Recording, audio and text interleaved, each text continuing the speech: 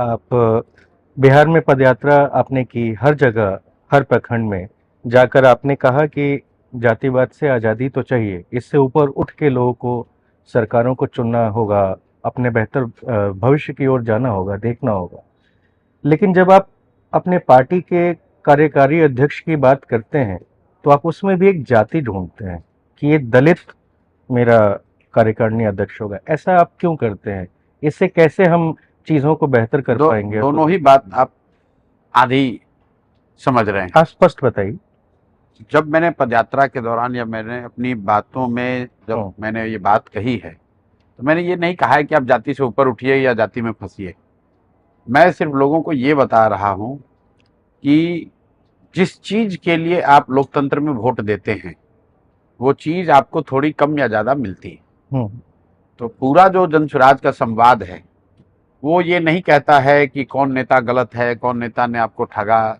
जनसुराज के संवाद के मूल में ये बात है कि जनता को ये समझना होगा कि जिन चीज़ों के लिए भी आप वोट देते हैं, चाहे वो विचारधारा हो, कोई वस्तु हो, कोई साधन हो, कोई स्पेसिफिक डिमांड हो, वो चीज़ आपको कम या ज़्यादा मिलती है। वोट चाहे आप किसी को भी दें। हर भाषणों में मैं ये बताता हूँ लोगों को कि अगर आपने मंदिर के लिए वोट दिया है तो अयोध्या में मंदिर बना है।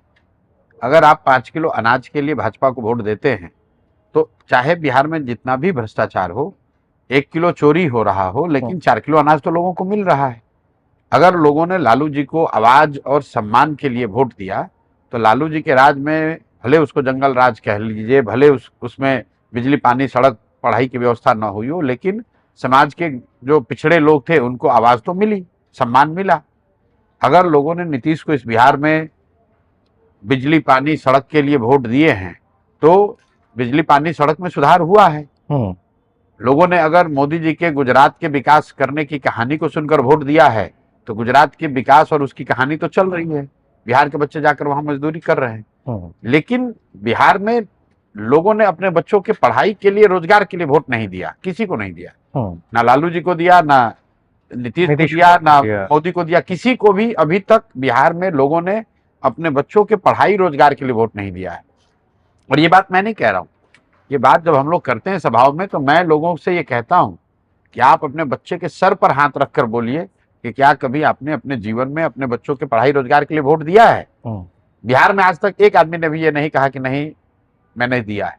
तो यही बात सिंपल बताई जा रही है जनसुराज में कि अगर आपने अपने बच्चों के पढ़ाई, रोजगार के लिए वोट नहीं दिया तो वो नहीं मिला। आपने जाति के लिए वोट दिया तो जाति की गणना हुई, जाति की चर्चा हो रही है। मंदिर, मस्जिद के लिए वोट दिया, मंदिर बना है।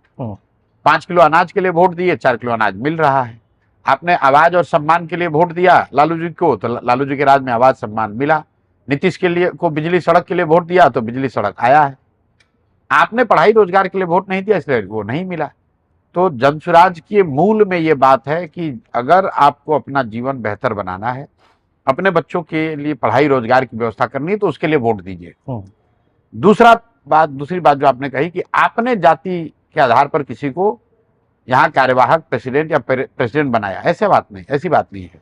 जनसुराज की जब स्थापना की गई, 1 करोड़ लोग बिहार के साथ में आकर जब इस दल को बनाए, उसका संविधान बनाया, तो उसमें यह तय किया गया कि जिस जाति की वर्ग, जिस जाति समूह की जितनी संख्या है उसको उसकी हिस्सेदारी इस दल में होनी चाहिए। और समाज में अगर 5 बड़े वर्ग देख लिए, सामान्य वर्ग है, ओबीसी वर्ग है, ईबीसी वर्ग है, मुस्लिम्स हैं और दलित पिछड़ा वर्ग, तो 5 वर्ग को उनका हक उनकी आबादी के हिसाब से मिलना चाहिए। और ये कोई कमरे के अंदर बात नहीं हुई, बाज़ाब्ता बापू सभागार में हजारों लोगों के साथ बैठकर मल्टीपल राउंड्स चर्चा करके वोट कराकर पब्लिक के सामने, वीडियो मीडिया के सामने ये तय किया गया कि नहीं, ये 5 वर्ग के लोगों को जनसुराज के बनाने वालों में, जनसुराज को चलाने वालों में, जनसुराज के नेतृत्व में और जनसुराज से मिलने वाले टिकट और मनोनीत पदों में इन 5 वर्गों की जनसंख्या का ध्यान रखा जाएगा। लेकिन उसमें सबसे पहला हक किसको मिलेगा, ये बात भी चर्चा का विषय बना। इन 5 में पहला हक किसको मिले, सबसे पहले नेतृत्व कौन करे। तो ऐसा नहीं कि वो दलित का वोट चाहिए इसलिए दलित को बना दिया गया। उसके पीछे सोच ये है कि जो समाज का सबसे पिछड़ा हिस्सा है, सबसे पिछड़ा वर्ग है, सबसे जो पीछे छूट गया वर्ग है, उसको सबसे पहले अवसर मिलना चाहिए। हम्म, सोच क्या है, समाज में अगर मान लीजिए आपके 4 बच्चे हैं, आप अपने संपत्ति का बंटवारा कर रहे हैं, हम्म, तो जो सबसे कमजोर बच्चा है, पेरेंट्स के नाते आप सबसे पहले उसकी चिंता करते हैं। हम्म, तो सामाजिक, राजनीतिक, शैक्षणिक स्तर से सबसे पीछे अगर एससी समाज के लोग हैं तो सबसे पहले नेतृत्व उनको मिला। उसके बाद अगर अति पिछड़ा समाज के लोग हैं तो उनको नेतृत्व मिलेगा, फिर उसके बाद मुस्लिम समाज के लोग हैं उनको नेतृत्व मिलेगा, फिर ओबीसी, फिर सामान्य वर्ग। और इस पर व्यापक सहमति बनाई गई। जो इनको 5वें, जैसे सामान्य वर्ग के लोगों को नेतृत्व 5वें टर्म में मिलेगा, तो लोगों ने सहमति ही बताई कि नहीं, हमें अच्छा है, आप इनको आगे दीजिए, हमें 5वें टर्म में ही मिलेगा। एक अंतिम बात, जन सुराज ने ये कहा कि जिसकी संख्या है उसको उतनी भागीदारी मिलेगी, लेकिन साथ में ये भी कहा कि उस समाज के काबिल व्यक्ति को जिम्मेवारी मिलेगी। क्योंकि जन सुराज जो ये कह रहा है कि संख्या के हिसाब से भागीदारी, ये अन्य दलों से अलग कैसे है? ये अलग ऐसे है कि जन सुराज में हम लोग का मानना है कि हर समाज में काबिल व्यक्ति हैं और हर काबिल व्यक्ति किसी न किसी समाज का है। तो अगर सिर्फ बनाने वाले की नियत में खोट न हो तो ये बिल्कुल संभव है कि काबिल लोगों के समूह से हर समाज के प्रतिनिधित्व को दे दिया जाए। मतलब बेसिकली हम उससे पीछे नहीं हट सकते जो जाति की सच्चाई है। नहीं, बिल्कुल आप गलत समझ रहे हैं, फिर आप उल्टा पकड़ लिए। हम काबिलियत से पीछे नहीं हट सकते हैं, लेकिन ये जो अवधारणा है कि कोई समाज है जिसमें काबिल लोग नहीं हैं और उसको भागीदारी इसलिए दी जा रही क्योंकि उसकी संख्या है, हम लोग उसके उलट बात कर रहे हैं। हम लोग ये कह रहे हैं कि एससी समाज में अगर 10 लोग काबिल हैं, अति पिछड़ा समाज में 10 लोग काबिल हैं, सामान्य वर्ग में 10 लोग काबिल हैं, मुस्लिम समाज में 10 लोग काबिल हैं, तो उन और बांटने के लिए 50 की जगह आपके पास 10 ही जगह है, तो किस समाज के लोगों को कितनी जगह मिलेगी? उस समय ये ध्यान रखा जाएगा कि अगर 18% दलित हैं तो 10 में 2 जगह दलित समाज के लोगों को मिलनी चाहिए। जो जातिगत संख्या है वो दूसरा पैरामीटर, काबिलियत सब पर है, लेकिन अगर 243 सीट है विधायक के लिए, लेकिन काबिल लोग तो 243 से ज्यादा हैं, तो कैसे बटेगा? उस बंटवारे का आधार उन जाति समूह की संख्या है, काबिलियत पर कहीं कोई कॉम्प्रोमाइज नहीं है। ये आमूल चूल उल्टी बात है, बजाय उसके जो लोग ये कह रहे कि नहीं ये अति पिछड़ा है इसलिए इनको टिकट मिल जाए। हम लोग कह रहे कि नहीं, अति पिछड़ा समाज में भी बहुत काबिल लोग हैं, सामान्य वर्ग में भी बहुत काबिल लोग हैं, दलित समाज में भी काबिल है, मुस्लिम भी काबिल हैं, ओबीसी भी काबिल है, और जो टिकट बंटना है वो 243 है, तो उसके बंटवारे का आधार क्या हो?